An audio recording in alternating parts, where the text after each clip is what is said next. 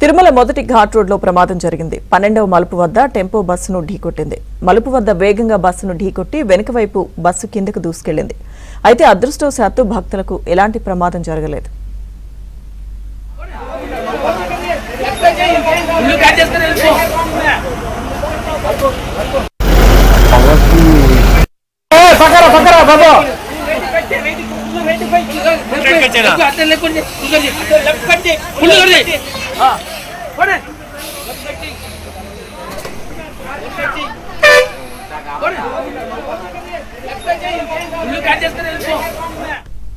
తిరుమల మొదటి ఘాట్ రోడ్లో ప్రమాదం జరిగింది. 12వ మలుపు వద్ద టెంపో బస్సును ఢీకొట్టింది. మలుపు వద్ద వేగంగా బస్సును ఢీకొట్టి వెనుక వైపు బస్సు కిందకు దూసుకెళ్లింది.